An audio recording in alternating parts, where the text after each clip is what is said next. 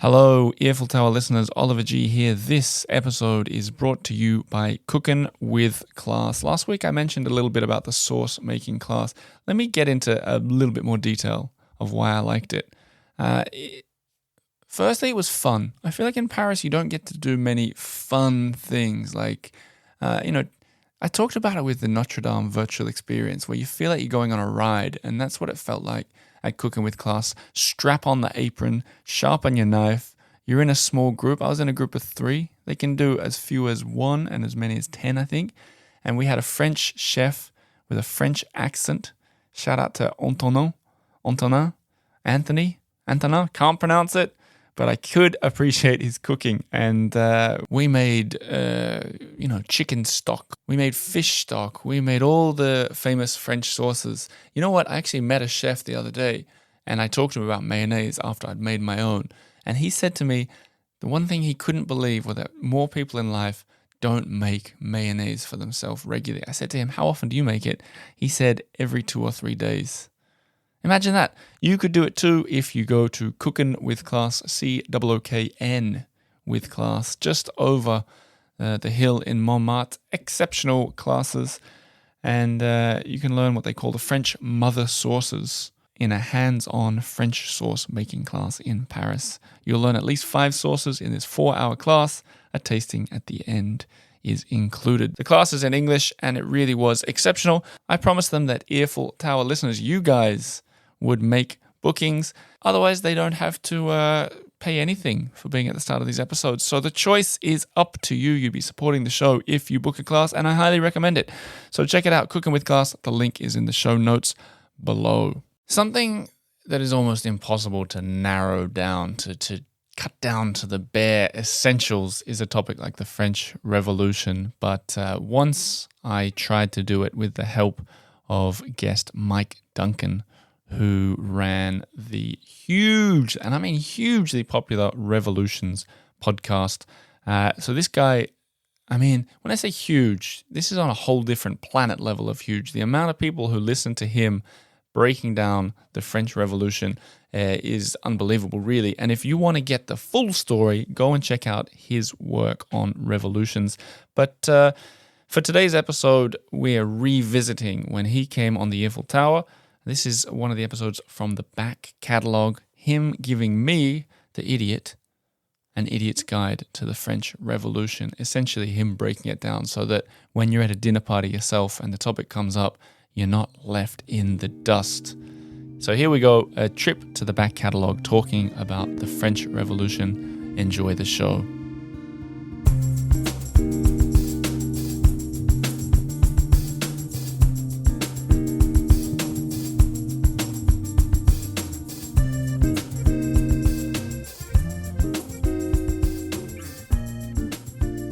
Mike Duncan, welcome to the studio.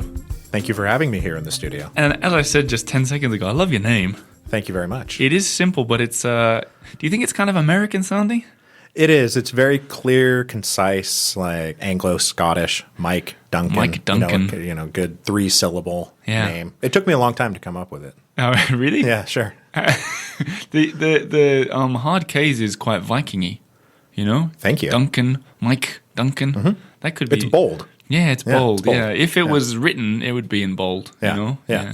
Mike Duncan. But as much as we could talk about that all day, we got to. The idea is that you're going to talk through the sort of idiot's guide to the French Revolution. But so your guide exactly, to the French because I'm ashamed. I'm a little bit ashamed to say I don't really. I've seen the words flying around a lot. And I'm going to be totally honest with you, Mike, and with everyone. I don't really get it. I don't know what the fuss is about. I've never studied it, and I've never, had it, forced onto me either. I know that I feel like I know some dates, and that's about it. And I've seen a few movies, and I get them confused which one is the right one. And I'm going to lay it all bare, and you're going to help me and the listeners. Well, what is the date that you know? I'm nervous to get anything wrong. How about before we start, though, I just want to say for your credentials a little way, that people who don't know you, you're a titan in the podcasting industry. I'm not a titan. I've been around for a bit. I'm a veteran. What about in the history podcasting? Yeah, okay. Could we say Titan? I tighten up Why not? I like it. I'm a very big deal in the world of the history podcasting. Right. Yes, it's a true thing. That's really cool. I'm saying Titan. I'm saying Titan in podcasting. Because You are saying Titan. Everything's relative. And then people can cite this episode when I'm referred to as a Titan in my Wikipedia Everyone's page. going to be a Titan in something, right? But so you're an expert. A lot of people who already, I'm sure some of the listeners to the Earful Tower know about your stuff, but usually you'd go much more in depth. But I asked you today to kind of tone it down. And if anyone wants the real in-depth stuff, they can check out your show. The point of the show, the point of Revolutions, is to walk people through in pretty good detail all of the great political revolutions in like early modern history. And as the show has wound up, it's European history and Atlantic history, because I've also done shows about Spanish American independence and the Haitian Revolution. And but the series that I did on the French Revolution was a 55-part series on the French Revolution that I will take you from beginning to end, and that covers about roughly 10 years of French history over 55 episodes. Wow. So yeah, we're not going to do the 55-episode treatment of the French Revolution right now, but the date that I think you would be grasping for would be 1789. Yes, you got it. I feel like a lot of people use it for door codes. 1789 is a very famous date in world history because it's sort of the epicenter date of the French Revolution. And the French Revolution is one of those, world historical events that is of profound importance for the whole world. It's not just it's not an obscure moment in French history or even European history. I think that the repercussions, the ramifications, the influence and impact of the French Revolution really has spread throughout the globe. Chinese revolutionaries will be talking about what happened in the French Revolution, for example. So that date, 1789, which is so profoundly important because, around here we have 14 Juillet, which, in America and the English-speaking world we call Bastille Day, becomes in the historical memory this great moment of impact. But the French Revolution as an event, in my mind at least, starts at least 3 years before that, right? Because the French monarchy faces a financial crisis, major financial crisis in about 1786 that needs to be solved. And that sort of starts the gears grinding on the breakdown of the Ancien regime into this revolutionary event. But then it will continue through what we think of as the revolution with the guillotine and with Robespierre, through to the coup of Napoleon, the arrival of Bonaparte and the arrival of Napoleon, and then the Napoleonic Wars follow after that. And Napoleon and Waterloo doesn't happen until 1815. 1815. Right? He's looking straight up, trying to pull that number. And let me just say something. So there's two things I have to say really quickly. I don't know how it happened, but at school I never had a history class. No, they never taught you history? No, I swear to you. So I moved around. My dad's job meant that we moved around a lot. And I don't know how it works in the States, but in Australia, there's a period when you're about 15 years old where over 2 years, they kind of force feed you like a French goose all the different things. They're like, try history, try drama, everything. And because I moved a lot in that period, I never was there for the history or the ancient history ever. I've never sat in a history class, right? That's a bit of an excuse. But the second thing is, usually before a guest comes into the studio, I'd read up a bit. But when we met and we got chatting about podcasting, I said, I'm going to purposely not read up on this. No, the idea is that you haven't done any reading at all. That's good. I'm the idiot here. Right. And even when you say Robespierre and stuff and Bonaparte and stuff, I know, but I don't know the full story. And you said 10 years of revolution. Well, that's the thing. So if you take this all the way out to the fall of Napoleon, then you're looking really at almost a 30-year period of European history that is consumed by this thing that starts with a financial crisis inside the French monarchy in 1786 and really doesn't end until, all the nations of Europe are having it out over Napoleon at Waterloo in 1815. And then that revolutionary cycle, that period, which is about a generation long, can then be divided into its own little subset epochs. So you have the pre-revolution era, which lasts from the monarchy having this financial crisis, knowing they need to do reforms, knowing they need to figure out a way to solve taxation issues because the French monarchy was dealing with this problem where if you were rich, you didn't pay taxes. And if you were not rich, then you did pay taxes. And this turned out to be a really horrible way to generate revenue for the state, because everybody who had money in Ancien regime France basically had an exemption from paying any significant amount in tax to the state. And they did have obligations. The state had obligations that they needed to meet. So the reason 1789 becomes this momentous year is because after 3 years of trying to solve their financial crisis and running into resistance, running into members of the aristocracy pushing back on the attempts by the king and his ministers to reform the tax system of the monarchy, the big pushback was, we're not going to do this until you call all the representatives of France into one place at one time. Essentially, we want something resembling a parliament. Like, who's saying this? Who is saying this? The aristocracy and also the third estate. So the Ancien regime was divided into 3 social classes, okay? The first social class was the clergy, the members of the Catholic Church. The second estate was the aristocracy, so all your marquises and dukes and knights. And then the third estate was everybody else. Right. And the first estate and the second estate comprised maybe 5% of the population. Sure. Okay, so they were a very, very small upper nobility. And they were having it good by the sounds of it. They had it great. Yeah. Then the third estate is 95% of the rest of the country. And the problem is that the third estate now wants to have some kind of representation inside the state, inside the monarchy, to be able to say, you know, we have the right to contribute to this government. We have the right to decide what laws are being passed, what taxes are being levied on us. And up until that point, they had really been shut out of the decision-making process. So it's kind of the people are, I'm sick of this. I'm sick of all this. Very much. Yeah. They're very much sick of all this. And then what they're being driven by partly too is prior to the French Revolution, there's a generation that we would call the Enlightenment. The philosophes of France are running around developing new ideas about liberty and ideas about democracy. And was this just ideas about equality? These are the people on the street, or is this the elite that are figuring all this stuff out? No, this is coming from the educated, right. the upper educated class. So guys like Voltaire. And and people coming from abroad as well, or is it just French people?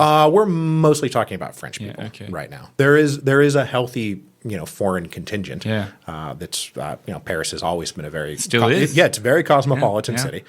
But there are these new ideas. I mean, these ideas had helped fuel and contribute to the American Revolution, right? These ideas about liberty and equality and democracy are starting to come out. And so you combine those ideas that had been developed in the generation before 1789, then sort of jamming into and running up against this really immediate financial crisis and the desire for sort of the general public, for the people of France, especially for the educated people in France, to contribute and participate in the government. So the king finally has to back down and say, okay, we'll call everybody together and we will work out a reform package, political reform, social reform, economic reform.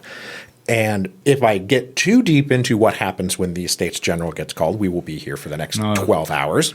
You got to keep the idiot entertained as well. But suffice it to say, when they all came together, there was immediately a breakdown because the aristocracy and the clergy attempted to do what they had always done, which is control the process and control events and be the ones who are the leaders. And they were now facing a third estate that was feeling very emboldened. And the third estate wasn't just going to be put in its little third estate box. So it's kind of like the people got smart a little bit. I think so. Or they wised up and they're like, was I right in that you said that it was them paying all the taxes as well? They were paying a lot of the taxes, yes, that the aristocracy was not. So paying. If we're talking like podcasters, I'd be the third estate and you'd be the second estate. No, I'm of the people. I'm third estate. I'm third estate all the way. No. I'm just getting my head around it. Okay, so people like me and you were going, hang on, let's say it's me and you, not podcasters anymore. We're just people back in 1788, 89. Yeah. We're not happy with this. We're not happy with all this. These other, so we're going, the aristocrats and the clergy, they're all rich. They're laughing. Look at the coats they're wearing. Yes. When I see them walking on Pont Neuf, and I'm walking in the gutter in my broken shoes, I'm assuming. So they go, let's make this fair. So why hadn't this happened in 1400, and was this happening everywhere in Europe and the world, or was it especially France that had this first big one? Or this had happened previously. I think you could say that it happened in England before this, because a lot of Stuart England, the English civil wars that surrounded Cromwell, which I talk about in the Revolutions podcast, Right. I'll walk you through the era of Cromwell, is a lot the same thing, where you have, King Charles I had been trying to rule without letting anybody else in on the game, because he believed in his divine right to be the absolute ruler. Right. And all of these landowning members of the gentry and the upper middle classes said, we want to participate in this too. And this is really how Parliament in the UK Right. becomes formed and becomes an important thing. This is 120, 130 years before the French Revolution breaks Sure. out. The difference being that at that time, the UK, they weren't even the UK at this point. They were just, the United Kingdom of England, Scotland, and Ireland. They were on the periphery of Europe. They were relatively small. They were not an economic powerhouse yet. And all of this coming through France, which really was a huge country with a lot of people and really was a very wealthy central city, central kingdom in Europe. The fact that this was all coming in through France made it a huge deal Right. for everybody. So people like France, I mean, does France have the same impact today, do you think? Like it's still, people still see it as a powerhouse, or was it kind of like the America of the 1780s? No, France at that time was a much bigger deal Right. than France is today. Yeah. That is definitely true. Yeah. And part of what turns them into really, truly a superpower is you go like, so we've gotten to 1789. Right. There's this thing that then breaks down, and there's, there will be eventually mobs running through the street. They take down the Bastille. That's why we celebrate the 14th of July, as this, we have planes flying overhead. And that was 1789. That was all in 1789. So Right. there was very quickly this attempt at reform that collapsed into a revolutionary uprising out in the streets. I mean, we're sitting here talking now today in the midst of this, transit worker strike, and that history of the French people taking to the streets to force or to fight against changes or to fight for changes has its roots all the way back in the French Revolution. So I think that, these strikes that we're seeing today, the Gilets jaunes, before this, the Gilets jaunes are all in the grand tradition of something that emerges out of the French Revolution. So I say it's a global event. It's also a very, very important event for the character and stamping the French, who they are politically, economically, and how they relate to each other on a daily basis. It's very dear to them as well. I remember talking to the author and the model Caroline de Maigret on the show about the first time I had her on the show, and I asked her, she'd just come from a rally or a strike. And I hadn't really thought about it so much before. And I said, the French, the strikes and everything. She goes, that's how things get done. I'm paraphrasing. You'll have to go back and listen, everyone. But she said it was thanks to the revolution that, France became France or something like that. And it made me kind of think, that was, people still talk about it. Right. This is huge. Yeah, there's an unbroken continuum and an unbroken national identity.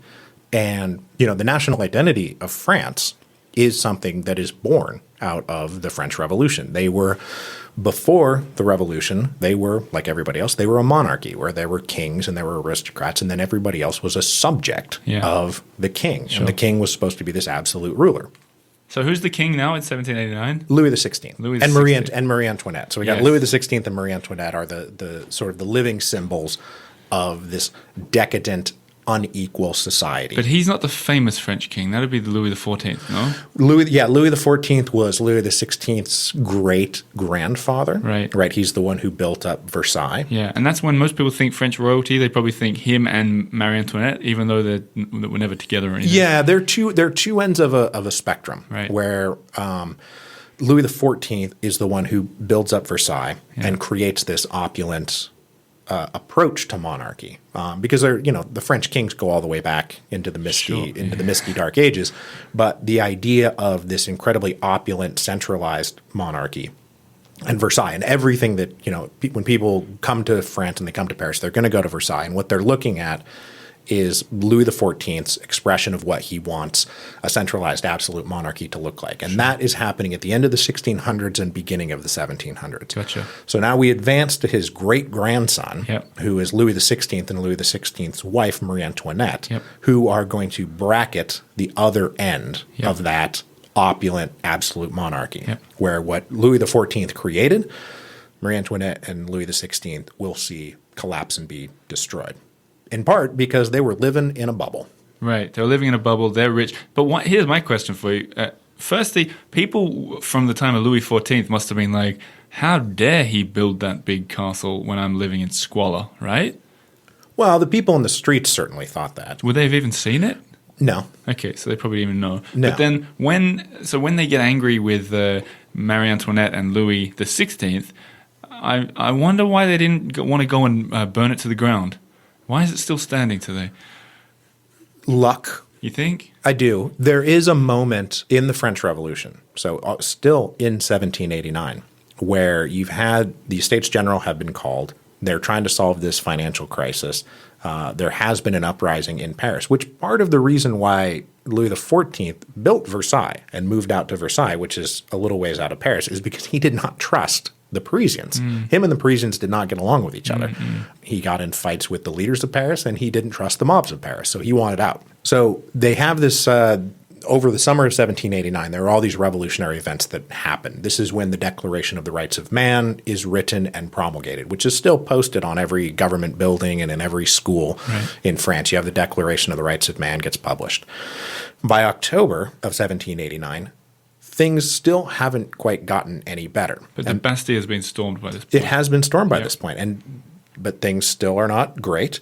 So there is a mob led by women. It's the Women's March on Versailles. And they start at the Hôtel de Ville, right down there, and they march all the way to the front gates of Versailles in a mass, all on one day in October. What, like 100, 1,000, a million? Many thousands, tens of thousands. Yeah. Why women? There are a number of theories. One of them is that they were the ones who were pissed off that they couldn't get any bread.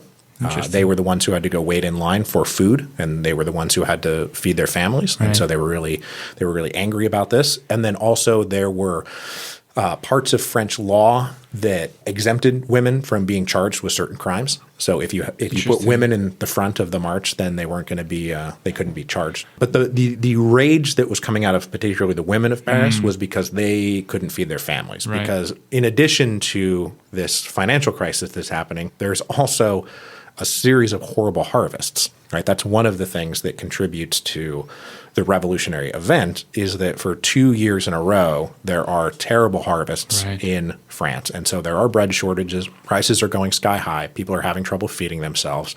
And there's no relief. There's no relief that's coming. So yes, you have these fancy people in their silken finery who are still cavorting around gluttonously throwing parties and balls. Were they fat? Were they all fat, these aristocrats? No. Some of Louis XVI was not svelte in any way that you would recognize today. But, I come from the United States of America. And so when I look at people, aristocrats from France in the 1700s, I'm not saying those people are fat. I have a different conception of. But if you think, I'm imagining in France a couple hundred years ago, people were typically quite thin because they were living They were not emaciated the way that the people of the people in the streets of Paris. So by comparison to them, a typical Parisian would have looked at them and said, "Look at that plump, silky man, who can always get food, and I'm having trouble getting food." Yeah. So a part of this march is to go. They're going to, and if you take a tour of Versailles, they will tell you all about this. They love telling this story because it's the end of the road for Versailles, where they break into the Versailles Palace. They break into Marie Antoinette's room. She flees down this secret corridor to try to find, because they're like, we're going to kill the queen. We're going to kill her. They're out to kill the queen. They're out to kill the queen. Thousands of women chasing Marie Antoinette. Right. And the person who steps into the breach to stop all of this is the good Marquis de Lafayette, who has been put in charge of this new sort of citizen militia called the National Guard, who also rides out there with the women. So we're going to talk about Lafayette a bit later in more detail. We that's can. Important to you. So what the event, the upshot of this is finally that Lafayette helps get in the middle of all this, and then the king and queen agree to relocate from Versailles to Paris. Right. And they put themselves in the Tuileries Palace, which at the time was still standing, Yep. which is in the Louvre complex. Is that the fourth wall of the Louvre that Exactly. burned down? Right. They And burned down if by the Commune. If you guys have visited the Louvre, you can imagine the pyramid. The pyramid's got 3 big walls around it. That's the Louvre Museum. There used to be a fourth wall where there's now a kind of Arc de Triomphe kind of arch. That used to be the Tuileries Palace. Exactly. Right. And so that's where they installed them. Right. And from that point on, the king and queen are essentially captives of Paris. Right. They're prisoners of Paris. And that's the end of the line for the palace at Versailles. Nobody ever goes back there Right. to live. And the fact that it wasn't torn down was really just nobody did it. I wonder if people were like, they just kind of it is didn't do it. beautiful, Right. And eventually it's Louis Philippe who turns it into like a national museum. Yeah, right. That's further down the line. Yeah, that's by the 1830s, 1840s. Okay. But it just kind of sat derelict. I mean, they kind of padlocked the door Interesting. and Big gold padlock. yeah. And Napoleon thought maybe he wanted to live there, but decided it would not look good from a PR standpoint to install himself in the Versailles And Palace. Napoleon, when was he kicking around? His coup that brings him to power is 1799. So And 10 then years later. Yeah, 10. So okay. that's the thing. There's 10 years worth of revolutionary events that goes from, again, there's a financial crisis, and then the other part of it is this bread crisis, there's starvation. That combines into a revolution that then rolls towards war with all of Europe, right? And that's where then there's a war. A war is going. So to the war erupt. begins is when we say the French Revolution ended. I say that the French Revolution proper ended in 1794 when Maximilien Robespierre is overthrown because he was, they say I wouldn't say this as a historian. I will say this just as a general thing that he's the architect of the Reign of Terror. That's not really true, but Robespierre is the one who is most associated with the Reign of Terror, which is 1793. So we're now, by the time you get to the Reign of Terror, you're 4 years on from when the quote unquote French Revolution started. Yeah. So there is one, sort of general misconception of the revolution is that it was a very quick event, and that 1789 was the year that they called the Estates General. They rose up in the streets. They took the Bastille. Then they grabbed the king and queen. They brought them back to Paris. They killed the king and queen. Then there was a general reign of terror, and that all of this maybe took 18 months. Let's just say like the French Revolution was a very close, confined event. Sure. And actually, it was this sprawling series of events. It was really an unfolding process. I wonder what life was like at that time. It can't have been. It was really stressful and chaotic. I wonder if, even now we've got chaotic times in the US and the UK. Politics-wise, which we're definitely not going to get into. But I wonder if, because a lot of people, I meet a lot of Americans and British people here, they go, not talking about that. Right. I wonder if you could do that back then, or if it was so affecting your ability to live that it was all you ever talked about. I would tend to think that it would be closer to that than just you could ignore it. Yeah. There were areas. I mean, France is a big country. Sure. You could definitely live in some other city and have it not necessarily be a big deal. But it was an all-consuming event. They were drastically reshaping how the government worked. They were drastically reshaping how the economy worked, and drastically reshaping social relations. Because I said, during the Ancien Regime, you're dealing with a king and subjects. After the French Revolution, you're dealing with a nation with citizens. And once you start telling people, and once people have really won for themselves, as I forget what her name was saying, that nothing gets done unless we take to the streets. Caroline. Yeah, there you go. They won for themselves the right of citizenship. Sure. We're not subjects anymore. We're citizens. Yeah. And so you do have people who, before the revolution, were nothing, now vigorously and violently defending what they had won for themselves, which is social equality, right? They brought down the dukes and the marquises and the king and the queen. They brought them all down to street level and said, just because I'm a baker doesn't mean I'm any less than you because you're a marquis. And that's one of the biggest things that the French Revolution truly achieves is égalité. Yeah. And I think I've spent a lot of time comparing the American Revolution and the French Revolution. And there is this, the liberté, égalité, fraternité triptych, which I tend to look at the American Revolution and the way that the United States then progressed And the United States puts a lot of emphasis on liberty, right? The land of the free and liberty and all of this stuff. And that Americans will, if it comes to, are we going to be an equal society or are we going to be a society with free liberty, that Americans will tend to land on the side of freedom and liberty. The land of the free. Land of the free, right? This is a huge part of our national identity is being the land of the free. Whether or not it's true or whether or not it's not wrapped in massive hypocrisy is a conversation for a different time. But in France, I think that they really landed more on the concept of egalite being more important than – and if you're going to talk about if there's a conflict between somebody's freedom and liberty and social equality, that they're going to land and defend the concept of social equality, which I think comes from the fact that they were living in this absolute feudal monarchy where everybody was a subject and then became a citizen. And that process of saying that nobody is better than anybody else, and that's truly the legacy of the French Revolution. We are citoyens, right? That concept of citoyen and equality is profoundly important to this very day, and it will always be profoundly important. I don't see it changing, certainly in our lifetimes. So do you think – here comes an idiot question for you. Do you think you said it was like 5% of people were in that top echelon or top 2 echelons or something. Let's say it's similar today. There's still a bunch of people who are extremely wealthy in France, right? Right. Do you think those people sit around sometimes? I assume the vast majority of French people go, oh, French Revolution, thank God we had that. Do you think there are people that sit around and go, it was better before the revolution, if only we were back then? Yes, those people exist. I've run into them on Twitter.com. Oh, you're very active on Twitter. What's your Twitter name so people can follow you? Oh, I'm just at Mike Duncan. Mike Duncan. Yeah, I'm just Mike Duncan. Yes, you can find me when. I said you're at Mike Duncan. I said you had a good name, but Maximilien Robespierre. Maximilien Robespierre. I mean, he takes you. Well, he wins it. Right. So he's a third estate lawyer who winds up just sort of rising up through the ranks. Good guy or bad guy? Oh, that's a humongous question. Really? Trying to figure out. You can tell a lot by somebody's take on the French Revolution by what they think about Robespierre. Interesting. In particular, That's yes. interesting. Was he the sociopathic, murderous devil, or was he somebody who was simply willing to do what it took? And then you ask me, what do I think about Robespierre? Yeah. It speaks volumes for what I think about the French Revolution. Which, oh my God, it's a really complicated question. I can't just answer that. Is he kind of one of the main characters of the whole thing?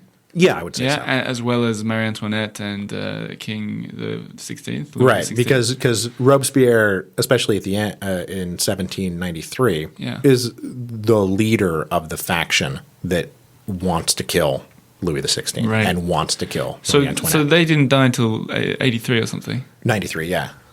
Okay, 93, yeah, of course. So interestingly, everyone talks about 1789. That was the date that I knew. That's when most of the things happened. Yeah, there's 1789 is a huge revolutionary year. A lot of things happen there. And we said storming the Bastille without ever actually explaining it. Could you do it in 30 seconds? There was a very large fortress on the east end of Paris that was, in people's minds, a symbol of political tyranny. In 1789, the people of Paris were afraid that the king was going to stage a counter-revolution using the guards and Germanic soldiers that he had at Versailles, that they were going to come into Paris and put down the revolution. There was a lot of gunpowder that was stored in the fortress on the east end of Paris, and so the people wanted to storm the Bastille, partly because it was a symbol of tyranny, but mostly because they wanted the gunpowder. They want it for themselves. They wanted it for themselves. They wanted that gunpowder to defend themselves against what they believed was going to be a counter-revolutionary, sort of counter-coup, reactionary coup by the king against the revolution. So they storm in there and they take it. And this becomes like the symbolic event of the French Revolution, is the storming, the capture of the Bastille, which involves a lot of people dying. And then they tear it down. So the reason why it doesn't exist is because they did take that down. Yeah, there was an order to tear it down, and it was done in about a year. And it's been perpetually changing face ever since then. Even now, they're changing. It used to, I don't know if it is right this second, but it used to be a roundabout, and now it's going to be like a 3/4 roundabout. It's going to be because they've completed that. Yeah. Right. At Nation. right? They've completed that project in Massillon, and they're doing the same thing. Because they want to build more great green space. Oh, yeah. As a resident of Paris who doesn't own a car, I think these are the most fantastic decisions that have ever been made. I've talked about it on the podcast before. I used to love going down to Bastille. I used to ride bicycles all the time, and I used to love riding around that because it was so chaotic and fun. A bit like the Arc de Triomphe, which you should never do on a bicycle, but the Bastille was fun because it was so chaotic. I'd close my eyes and scream and just go in circles. It was a wild time. See, that's psychotic. Yeah. What I like... That's how I got my kicks. I want to be able to take my kids down there. Right. And be able to walk without being afraid for my life. I've got so many more questions, but we've already gone over time, so I'm going to do what I used to do a lot, which is quickfire round. Okay, let's do it. And this is unscripted, but it's going to be 5 questions. The rule is you have to answer quickly. You can't think. If you take too long, I'll cut you off. Okay? All right. So first question is there a movie that I should watch for the French Revolution that's fun? There's a movie called Daunting, starring Gerard Depardieu, that is fantastic, and you should watch it. In French, I assume. Yes. But get the subtitled one. Yep. It's a great movie. Okay. Still on movies. Are there other... No, still on movies. What do you think of Les Miserables? Les Miserables has nothing to do with the French Revolution that we have been talking about. Irrelevant. What do I think about Les Miserables? Yeah. The book or the movie? The movie with Russell Crowe and I've never seen it. Why not? I've never seen it. But it's... you told me to answer quickly.